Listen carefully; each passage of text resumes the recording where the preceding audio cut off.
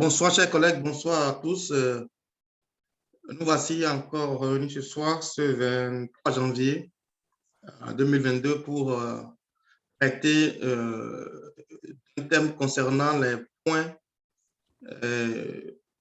aniométriques qui nous sera gracieusement présenté par le docteur Dossou Wilfried, qui nous donne la parole pour commencer. Merci. Merci, chers aînés, merci à tous. Nous avons ce soir l'honneur de vous faire une petite présentation sur les points craniométriques et puis les accès ventriculaires.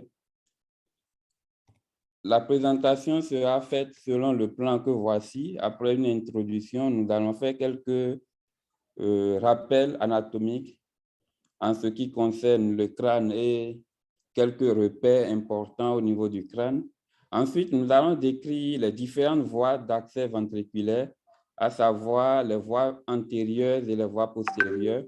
Ensuite, nous allons donner quelques limites des différentes voies afin de voir sur le plan pratique leur praticabilité et nous allons finir par une conclusion. En introduction, nous dirons que l'accès ventriculaire est fréquemment requis en neurochirurgie.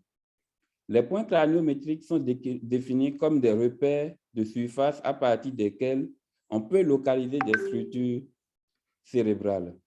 L'application des points craniométriques a jeté les bases de la neurochirurgie avec la possibilité d'adapter les craniotomies dans des domaines d'intérêt spécifiques. En absence de neuronavigation, l'utilisation des points craniométriques pour la cannulation ventriculaire est très utile et permet aux neurochirurgiens surtout d'avoir facilement accès au ventricule. Il a été décrit dans la littérature une multitude de points d'accès ventriculaire et chaque point nécessite une technique et un repère de surface bien donné au niveau du crâne afin de favoriser donc la cannulation ventriculaire. C'est pour cela que nous nous sommes donnés pour objectif à travers cette présentation de vous rappeler les points que vous connaissez et aussi de vous rappeler certains points que peut-être vous ne connaissez pas déjà. Ces points qui sont classés en deux groupes, à savoir les groupes antérieurs et les groupes postérieurs en fonction de la position de ces points par rapport au méa acoustique externe. Donc, en termes de rappel, nous vous montrons voilà, le crâne humain.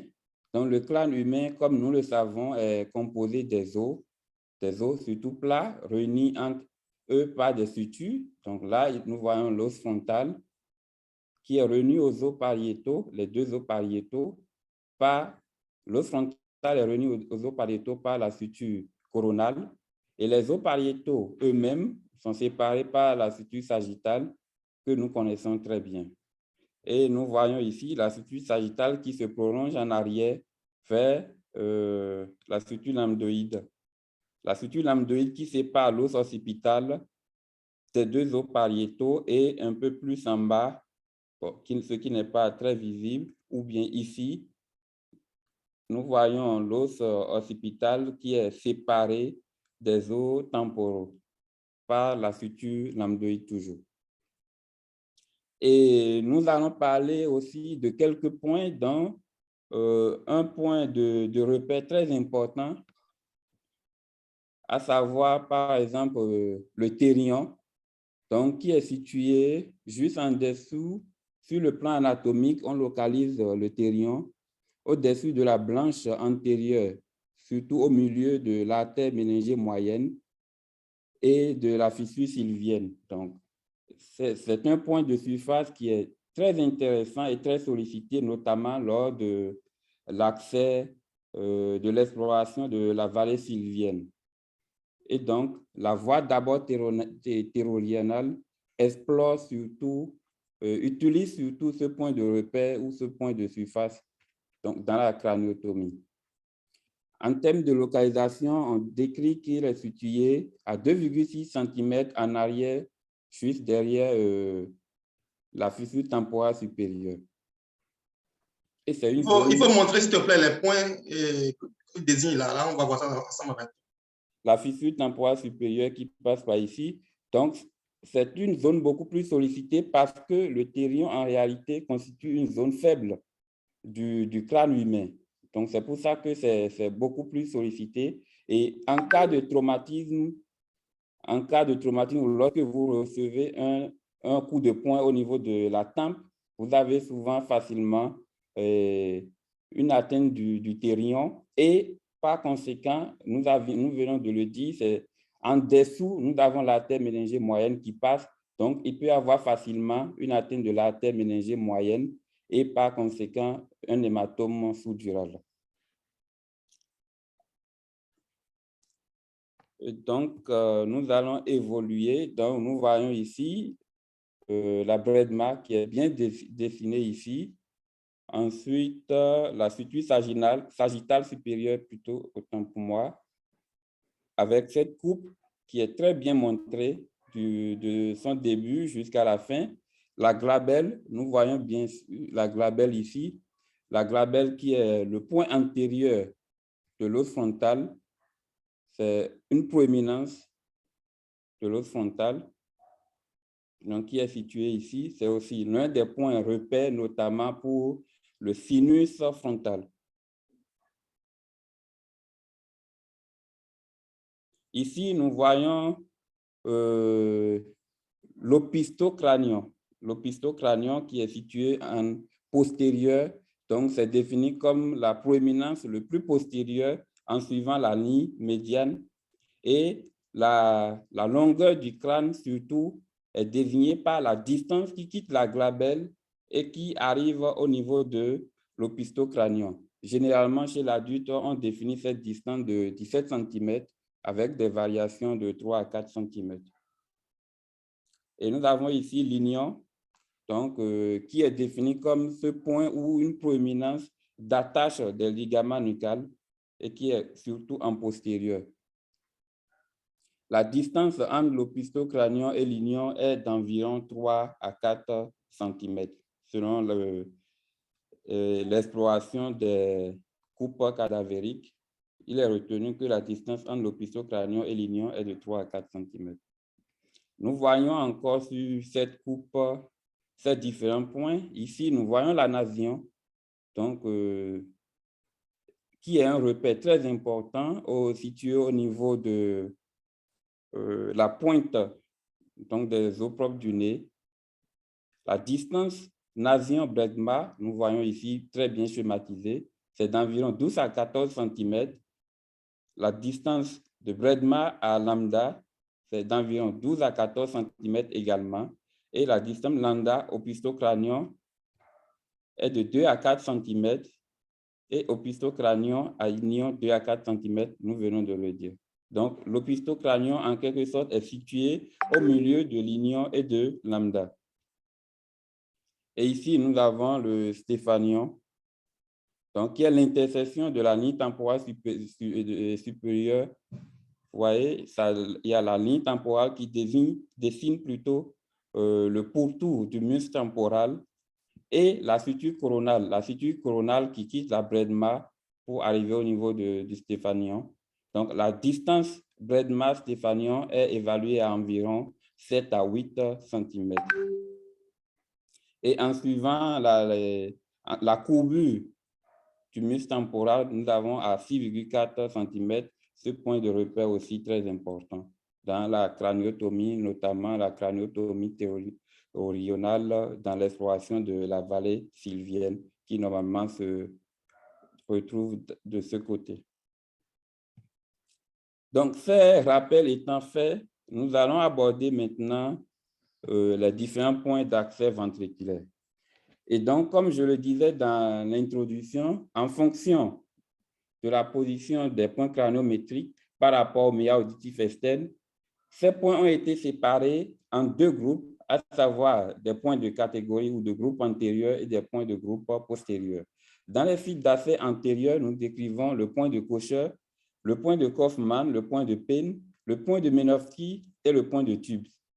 Ensuite, dans les sites postérieurs, nous avons le point de Keene, le point de Fraisier, le point de Dandy et le point de Sanchez. Nous allons commencer par la description des points antérieurs. Le premier point antérieur, c'est le point de Cochet.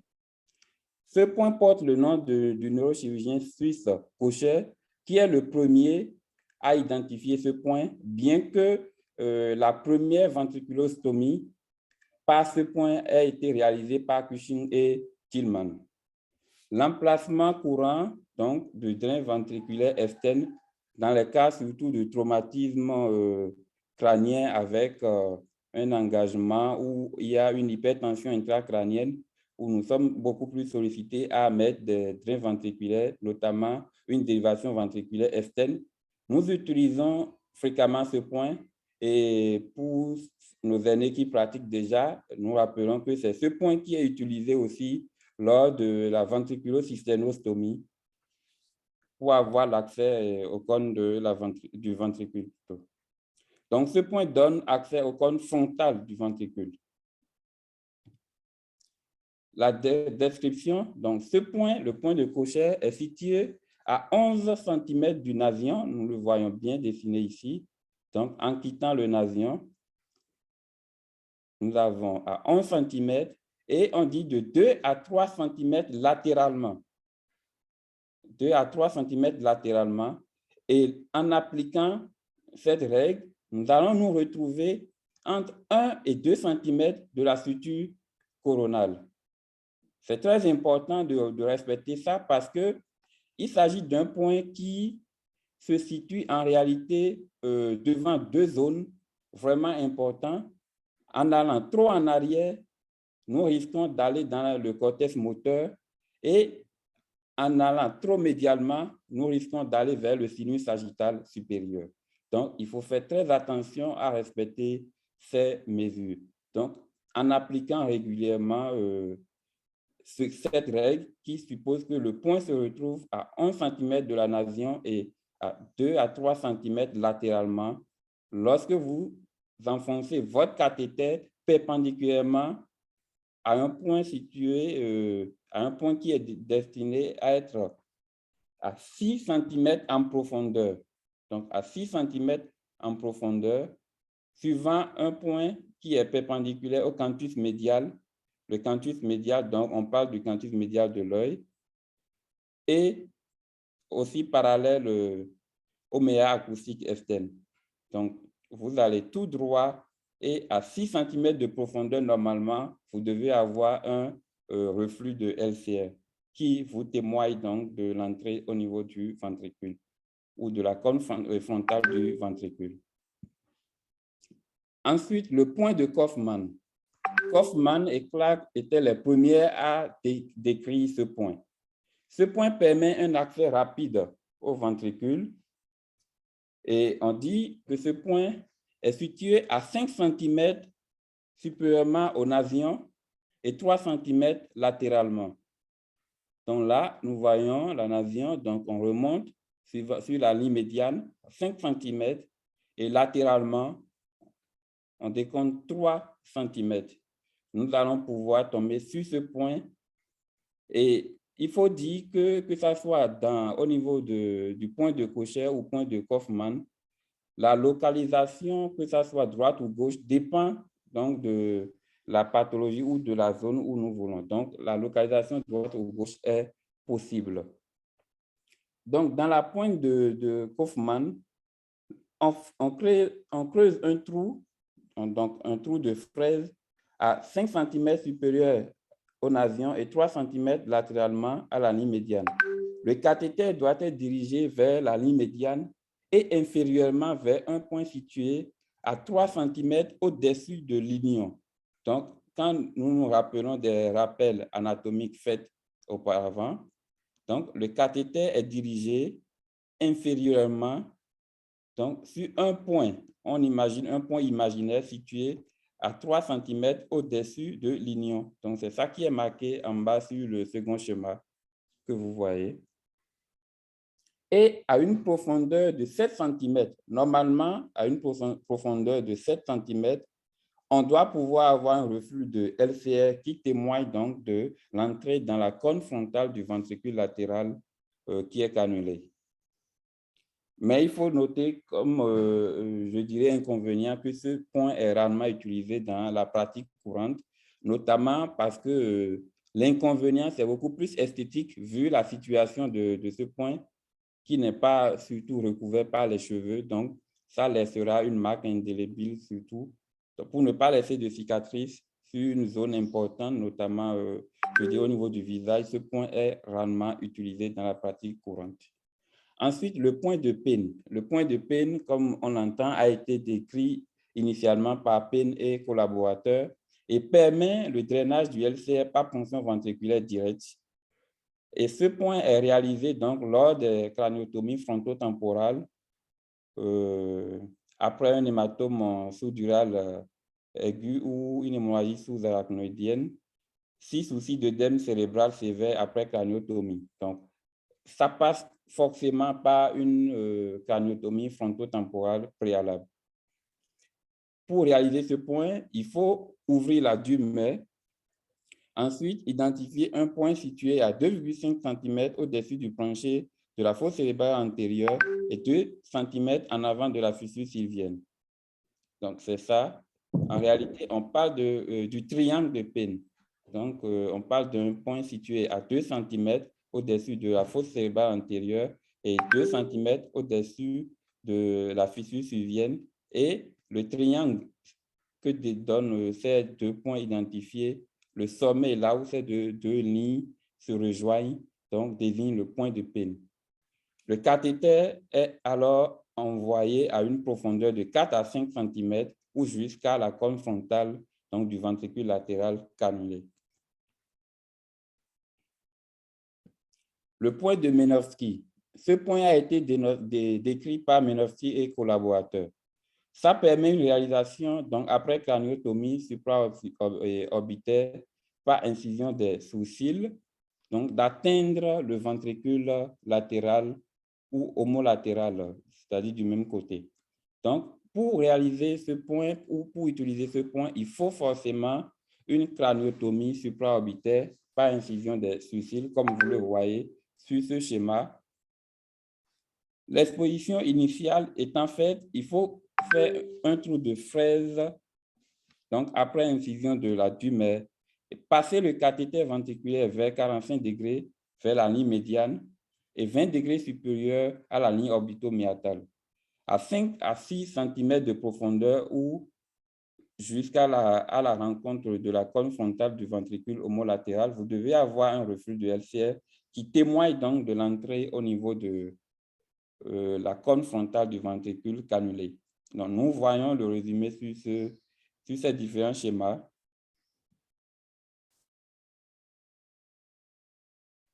« 5 à 6 cm de profondeur et la cône frontale du ventricule est normalement cannulée.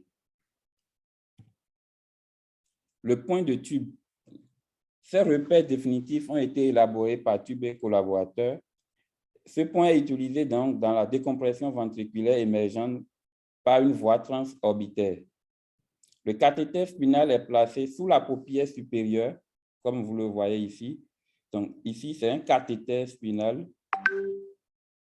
On soulève la paupière et on place le cathéter à environ 45 degrés de la ligne médiane et 20 degrés par rapport à un plan vertical.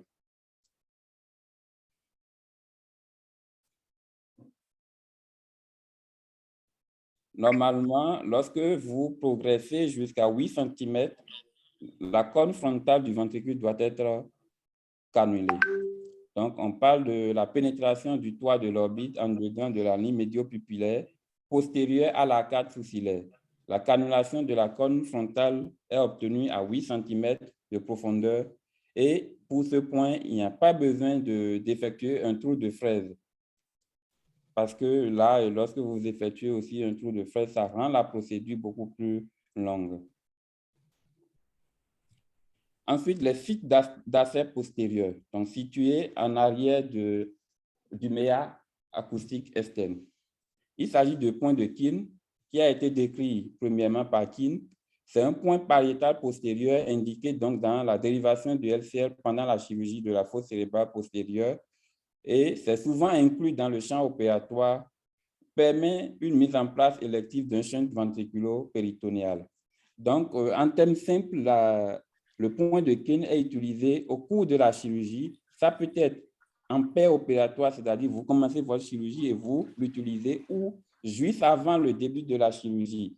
C'est souvent dans les cas d'hypertension intracrânienne où vous estimez qu'il faut faire une décompression avant de continuer la chirurgie. C'est-à-dire le cerveau est très tendu et ça ne vous permet pas de travailler. Vous faites une décompression et pour faire une décompression, notamment dans la chirurgie de la fosse cérébrale postérieure, il est indiqué donc d'utiliser une dérivation du LCR par le point de Keane. Comment ça se réalise? Voilà, on dit qu'on réalise un trou de fraise à 2,5 à 3 cm au-dessus et en arrière du pavillon de l'oreille. Voilà, indiqué ici, 3 cm. On fait un angle droit ici. Donc, c'est 2,5 à 3 cm. C'est à vous de voir. De toutes les manières, un trou de fraise est réalisé donc à ce point. Et une fois, là, le côté est bien sûr fonction de la pathologie.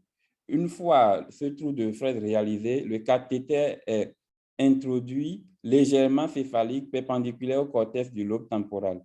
Et à 4 à 5 cm, normalement, vous devez cannuler le ventricule latéral du côté où vous travaillez et avoir un reflux de LCR. Le point de Fraisier. Ce point a été décrit par Fraisier.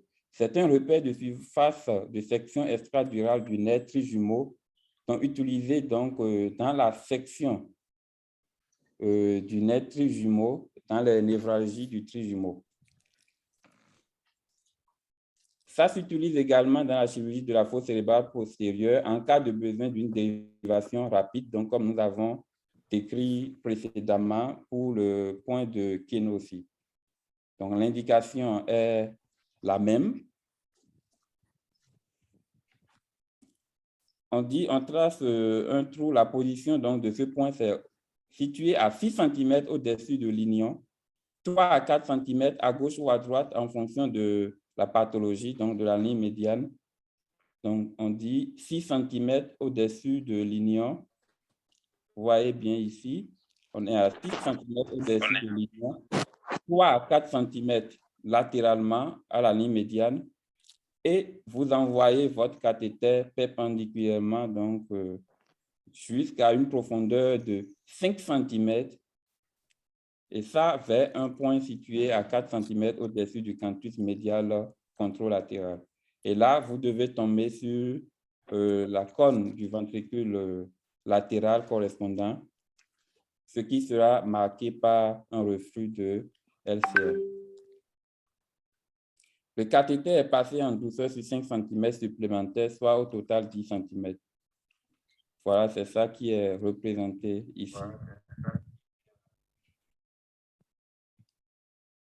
Le point de Dandy, donc c'est décrit par Dandy, c'est un moyen de performer la ventriculographie par voie occipitale, détournement de LCR pour un patient déjà positionné pour craniotomie occipitale ou rétromastoïdienne, c'est-à-dire vous installez votre patient initialement pour une craniectomie et vous vous rendez compte au cours de la chirurgie que voilà, ce patient a un cerveau qui est vraiment gonflé, la tension intracrânienne est très élevée, ce qui ne vous permet pas de travailler, vous n'êtes pas à l'aise lors de votre chirurgie et vous voulez une décompression rapide, une dérivation rapide de LCR.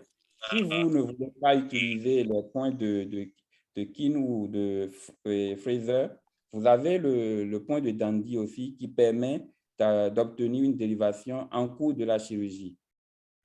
Donc, ici aussi, ça peut être planifié et utilisé formellement avant la craniotomie, c'est-à-dire vous programmez, vu les données de l'imagerie que vous avez, vous programmez de faire une dérivation tout juste avant de faire votre craniotomie de la fosse cérébrale postérieure. Donc, le point de Dandy, c'est situé à 3 cm de lignon, 2 cm à gauche ou à droite, donc en fonction de la situation du côté de votre pathologie. Le cathéter est dirigé donc suivant la ligne médiane vers 2 cm au-dessus de la glabelle. Donc, vous introduisez le cathéter en regardant ou pointé vers un point situé à 2 cm au-dessus de la glabelle. Et lorsque vous introduisez ce cathéter à environ 4 à 5 cm, vous devrez cannuler la cône du ventricule latéral du côté que vous essayez de cannuler, ce qui doit être marqué par un reflux de LCA. Ensuite, le point de Sanchez. Le point de Sanchez a été décrit par Sanchez et collaborateurs. C'est utilisé pour cathétériser la cône temporale. Ce point est utilisé pour drainer le FCR dans le cadre d'un ventricule piégé, notamment dans le cas de tumeurs où vous sentez que le ventricule est piégé et puis ce qui entraîne une élévation de la tension intracrânienne. Vous dérivez donc le FCR à travers le point de Sanchez qui explore la cône temporale. Aussi par endoscopie pour accéder aux structures temporales médiales. Le trou est fait à environ 5,6 cm au-dessus de l'ignon, 2,7 cm à gauche ou à droite de la ligne médiane en fonction du côté de votre pathologie. Donc voilà, 5,6 au-dessus de l'ignon, 2,7 latéralement à la ligne médiane. Le cathéter est dirigé à 5 degrés latéralement par rapport à un plan sagittal et parallèle à la ligne médiane, 30 degrés inférieurement vers la ligne orbitoméatale. Et normalement, à 5 cm de profondeur, vous devez déjà rencontrer le LCR. La cône temporale du ventricule est donc cannulée entre 4 et 5 cm supplémentaires, soit au total 9 à 10 cm de profondeur. Ces différentes techniques étant décrites, quelles sont les limites de ces techniques? Il faut dire que les techniques utilisées actuellement sont d'interprétation difficile avec les variations morphologiques et anatomiques de l'humain qui ne sont pas prises en compte. En prenant par exemple le point de Cochet, qui est un point très utilisé, malgré son application ou son utilisation assez fréquente par les chirurgiens, il faut dire que le taux d'échec lorsque vous utilisez le point de Cochet est estimé à entre 4 et 40%. Le point de Penn, aucune série effectuée sur des humains n'a montré l'efficacité et l'innocuité du point de Penn. Par contre, ce point risque d'endommager la tête du noyau codé et d'endommager également la zone de Broca et le thalamus vu sa situation. Et vu cela, une modification du point de Penn a été proposée. 2 modifications en tout. Il y a Juan et collaborateurs qui ont proposé une modification du point de Penn et ils estiment qu'il faut étendre le point de Penn de 2 cm du point d'entrée.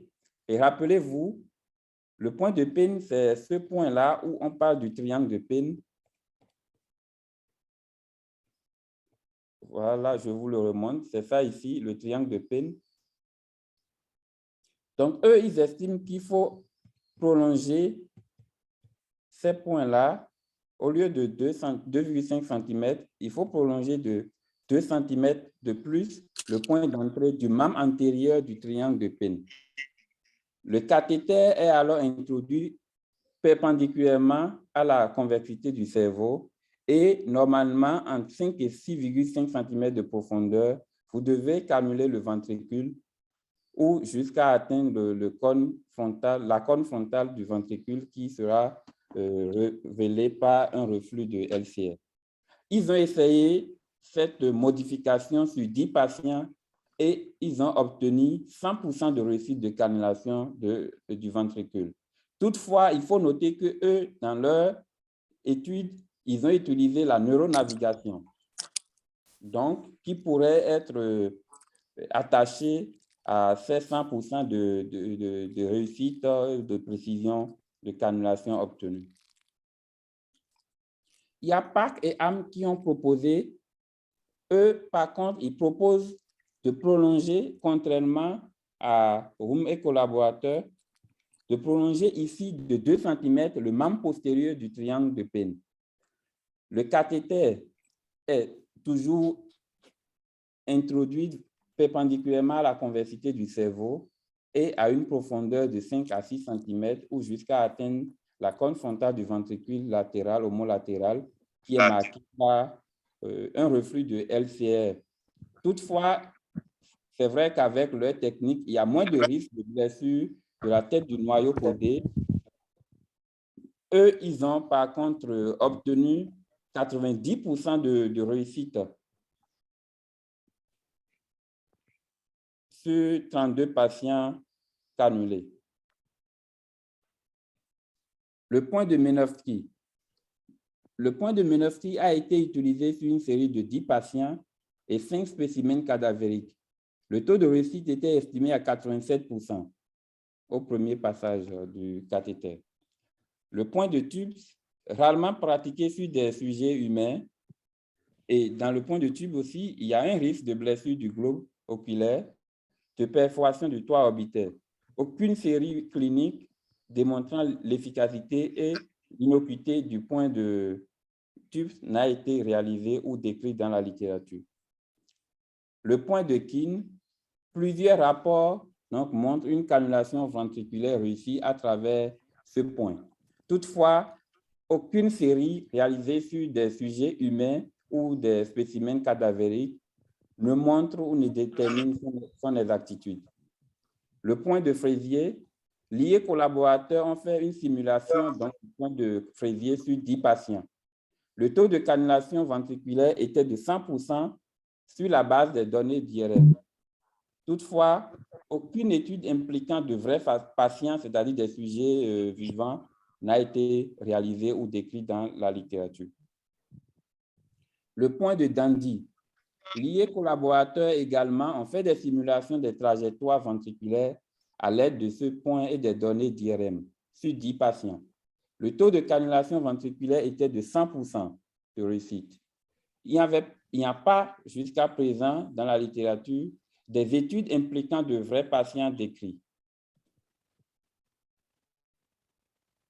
Toutefois, il faut noter aussi qu'en dehors de cette réussite, il y a un risque suivant la trajectoire du cathéter qui passe à côté des radiations optiques au niveau des champs visuels. Donc, risque de dommages au niveau des radiations et des champs visuels qui restent toutefois des risques théoriques puisque ces risques-là n'ont pas été reportés après la cannulation par l'IE et collaborateurs. Le point de Sanchez. Sanchez et collaborateurs ont réalisé des études sur 9 spécimens cadavériques à travers ce point. Ils ont réalisé 18 approches de cannulation ventriculaire avec un taux de réussite de 100%. Jusqu'à l'heure actuelle, dans la littérature, aucune étude utilisant ce point n'a été publiée. En conclusion, donc, nous dirons qu'en absence de la neuronavigation, qui est un outil vraiment performant et qui permet une localisation, je dirais, plus précise des structures cérébrales, les points craniométriques représentent le seul moyen d'accès au ventricule. L'application de ces points est vraiment difficile, mais l'application de ces points associés à la neuronavigation, comme l'a décrit les auteurs dans les études citées auparavant, permet une cannulation ventriculaire assez réussie. Donc, on a une amélioration ou un taux de réussite qui est proche de 100% lorsque nous associons les points craniométriques et la neuronavigation. Toutefois, pour tout bon neurochirurgien, il est important de maîtriser ces points qui sont des repères de surface et qui nous aident beaucoup plus lorsqu'on se retrouve en pleine chirurgie face à des signes d'hypertension intracrânienne où il faut une dérivation assez rapide du LCR pour continuer la chirurgie. Il est important pour tout neurochirurgien de vraiment très bien maîtriser ces points pour la planification chirurgicale et aussi pour une réussite des interventions chirurgicales. Les documents, donc, il faut noter cette présentation s'est basée sur un article et donc, voilà en quelque sorte les documents tirés qui nous ont permis dans l'article de réaliser cette présentation. Que je vous remercie vraiment d'avoir prêté votre oreille attentive durant toute la présentation. Merci. OK, merci beaucoup. Merci, Dr. Dossou, pour cette présentation. Merci à tous ceux qui nous ont rejoints aussi, comme je disais tout à l'heure. Bizarrement, il y a deux qui sont partis et du coup, dès que j'ai parlé de cette présentation, il y a Dr. Aïcha Koto, il y a Aristide Donio, Omiva Immaculé qui nous ont rejoints. On aimerait qu'ils se... Il y a aussi Eloge Lady. C'est des gens qui sont, voilà, parce que ils viennent de nous, ils nous ont rejoints pour la non, Lady fait partie des anciens. D'accord. Donc, les trois autres, s'ils aimeraient bien se présenter, ce serait bien. Dr. Aïcha Koto, s'il vous plaît.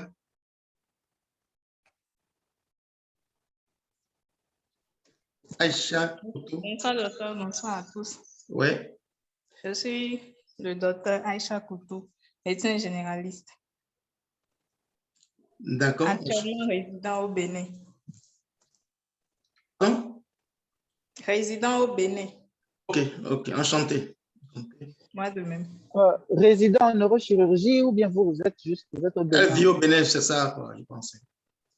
Il faut dire que Dr. Aïcha Koto, c'est un médecin de Parakou, de la dernière promotion des médecins sortis à Parakou. Elle a soutenu sa thèse en neurochirurgie. Elle aspire aussi à la neurochirurgie. Je l'ai ajoutée au groupe depuis quelques mois, mais bon, elle n'était pas vraiment active. Je pense que sa présence aujourd'hui témoigne de son engagement à continuer d'être présente auprès de nous. Elle aspire vraiment à la neurochirurgie. Elle nous a fait beaucoup de communes de vérité. Ah, d'accord. Voilà, c'est pour ça que je me posais la question. Ouais. OK, c'est super alors. Welcome, Aïcha. Merci. Et Dr. Aïcha compte faire la neurochirurgie où? Au Sénégal. Tu as déposé les dossiers, tu es à quel niveau par rapport au processus? Bon, pas encore. Mais cette année, le Sénégal, cette année, c'est terminé, donc ça fait à l'année prochaine. Oui. Des raisons particulières pour que ce soit le Sénégal? Non, pas vraiment. Pas vraiment, OK. Bon, tout compte faire, c'est une famille ici. Moi, c'est Hugues de Ponou. Voilà, je suis résident en neurochirurgie, donc je suis en train de faire ma formation au Maroc, à Rabat.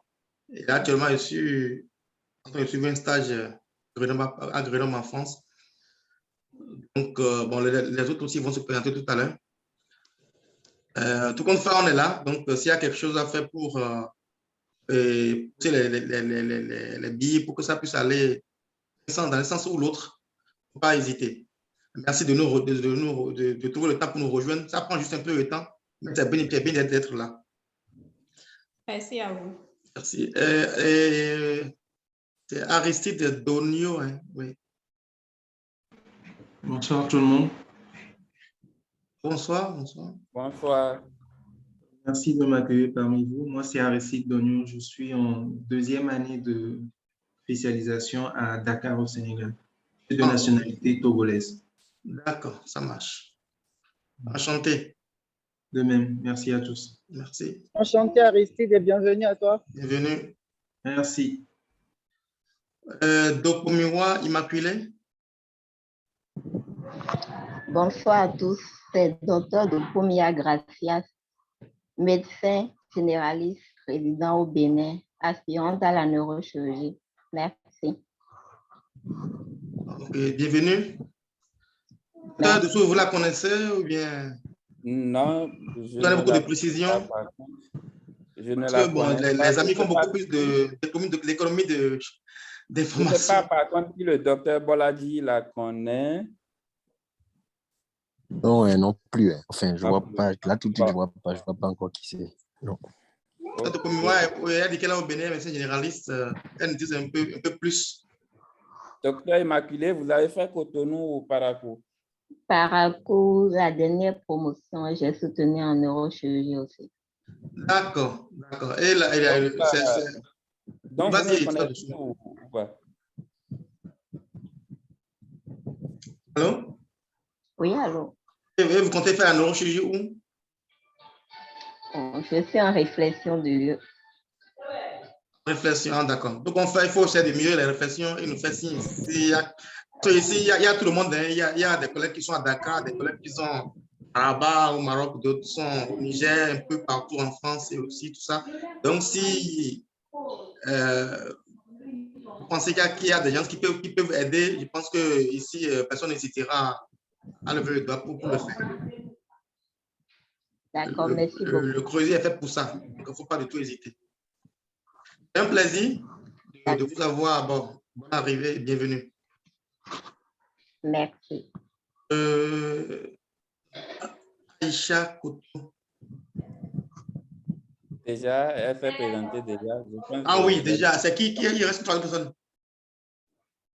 Non, les trois se sont présentés. Ok, Il y a ça le marche. docteur Arifil, le docteur Aïcha, le docteur Immaculé. Ouais. Ok, d'accord. Donc, merci beaucoup. Merci pour cette brillante présentation. J'ai noté quelques trucs au niveau de l'introduction. Vous avez parlé de la néonavigation, mais je voulais dire que même si on a la néonavigation, la craniométrie, c'est très important. Très important. Même s'il y a le Lexel, même s'il y a le ROSA, ce qui peut avoir, il faut avoir une idée sur comment se repérer au niveau du crâne. Ici, par exemple, malgré la technique poussée, malgré la technique très poussée avec le ROSA qu'ils ont et tout, il faut toujours avoir une idée sur la craniométrie. Il faut avoir une idée claire sur comment se repérer au niveau du crâne. C'est très important. Les ont parlé de l'optérion. Bon, c'est un mot grec hein, qui veut dire aile.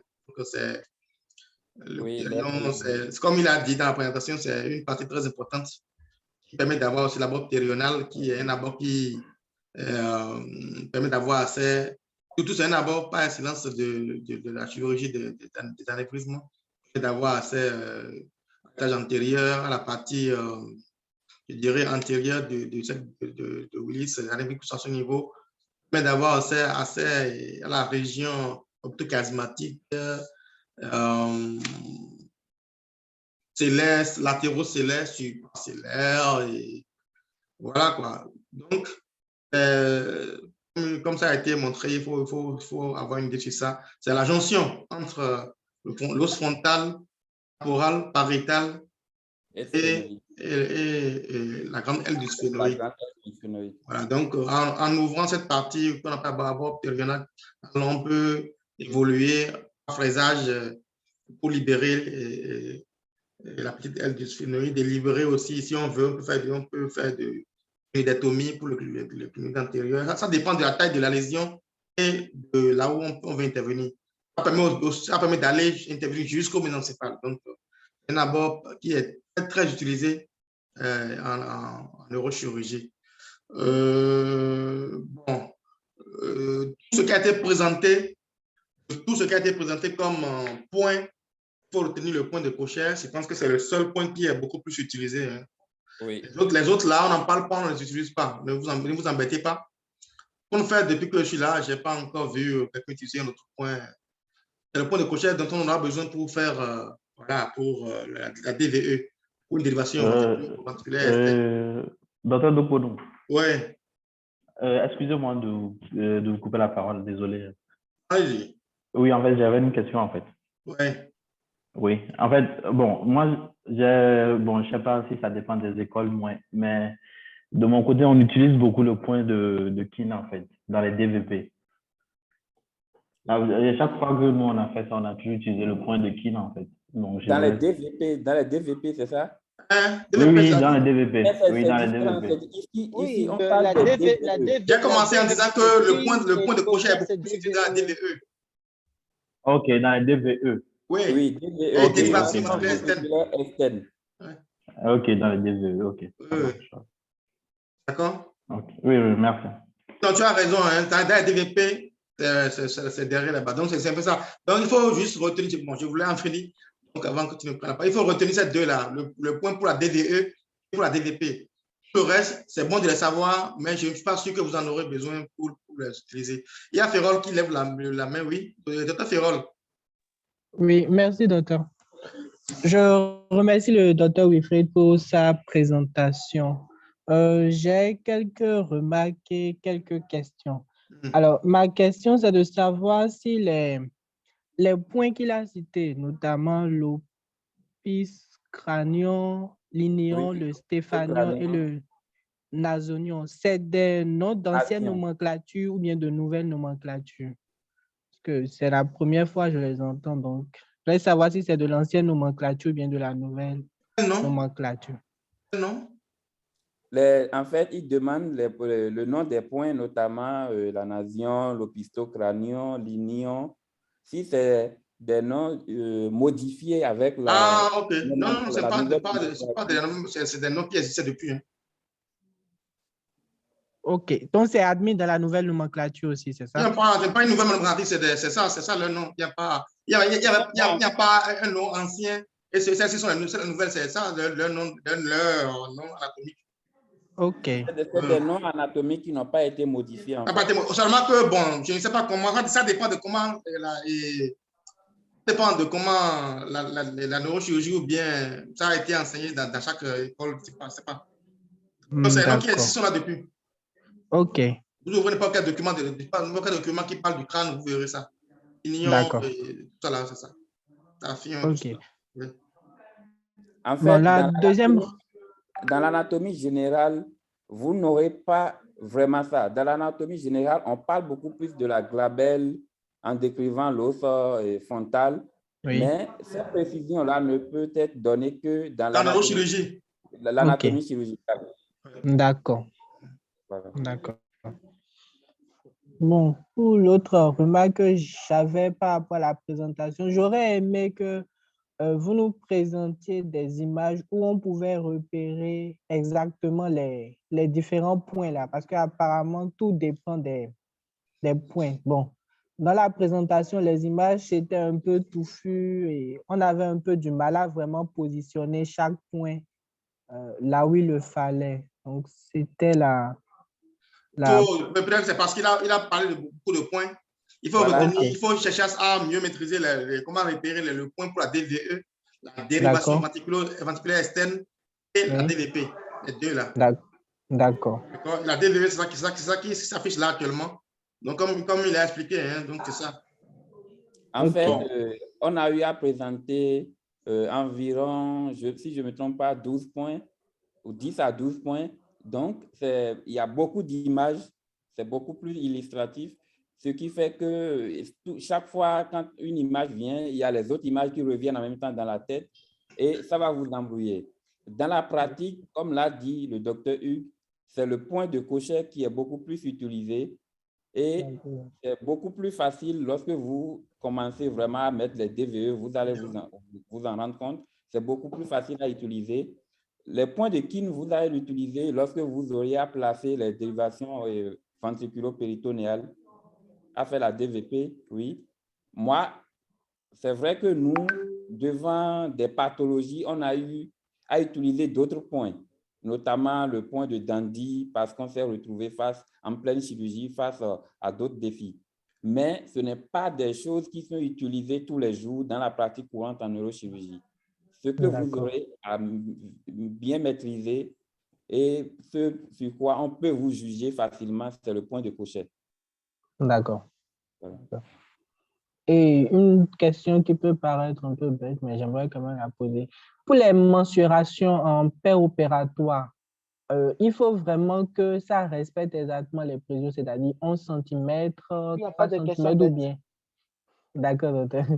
Ou bien, est-ce qu'il y a des alternatives ou juste avec une mensuration approximative? Approximative, c'est ça. En fait, les mensurations ont été données par rapport à la surface cutanée. Et il faut D'accord. te dire que lorsque tu incises et tu vas en profondeur, tu perds de précision. OK. C'est la même chose pour la neuronavigation. La neuronavigation, tu l'adaptes en fonction des données qui sont liées à la surface cutanée. Et dès que tu incises, tu vas en profondeur, tu perds de précision dans ta navigation. C'est la même chose ici. D'accord. Donc, lorsque tu incises, tout ce que tu feras après, ça sera des trucs beaucoup plus approximatifs. D'accord. Et avant l'incision, est-ce qu'il faut juste approcher les différentes mensurations, ou bien il faut être vraiment précis, bon, c'est-à-dire avoir un mètre ruban et atteindre vraiment les 11 cm du nasion avant de pouvoir positionner son point, ou bien? Normalement, il y a des rubans stériles qui existent. OK. Avant la chirurgie, tu as des marqueurs stériles et dans le sachet, tu as un marqueur et puis en même temps des rubans centimétriques. Ça tourne souvent autour de, je pense, 25 cm, 30 cm, qui sont tous stériles, que tu peux utiliser pour faire le repérage avant même de faire la désinfection, tout et tout. OK. Et c'est D'accord. des marqueurs qui s'effacent après, donc tu essaies de localiser ton point. En ce D'accord. qui concerne la précision, donc c'est de ça que j'ai même en fait discuté au niveau des limites des différentes techniques. D'accord. Pour le point de Kocher, c'est dit que le taux d'échec est d'environ 4 à 40%. Oui. Voilà. Sinon, généralement, lorsque tu respectes les mensurations et tu y vas, la plupart du temps, le ventricule est cannulé. D'accord. Oui. Merci. C'était tout pour mes apports. Merci beaucoup. Merci.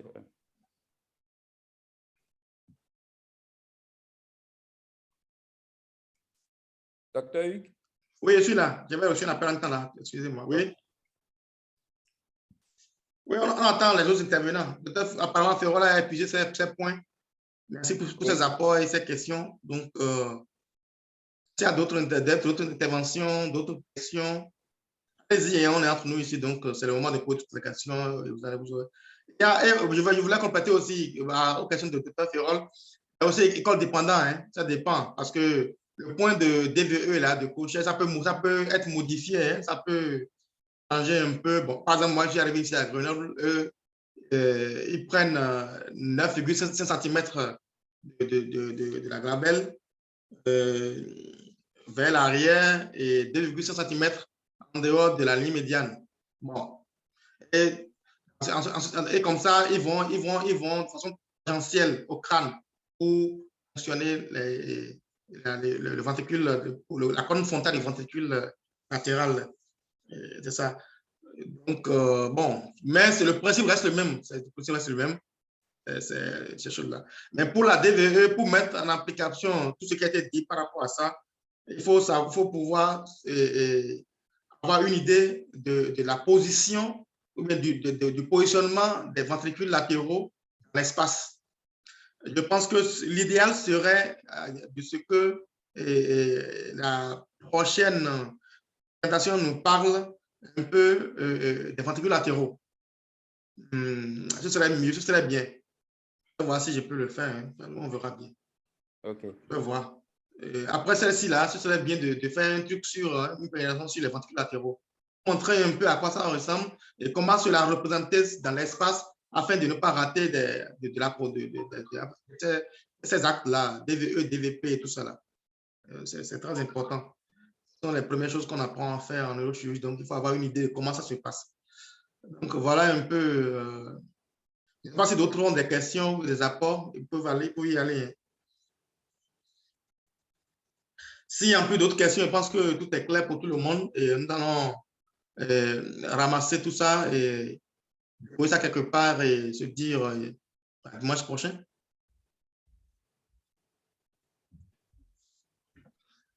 Non, il était prévu quelle préparation du dimanche prochain? Dessous. Dimanche prochain, non, pas encore de thème parce que les présentations, les thèmes qui ont été proposés vont être commencés en février. Donc, j'essaie de voir ce qui est ce qu'on peut faire et puis je le balance dans le groupe. D'accord. Il y a le Dr Ferrol qui demande, qui veut passer une annonce. Oui, allez-y.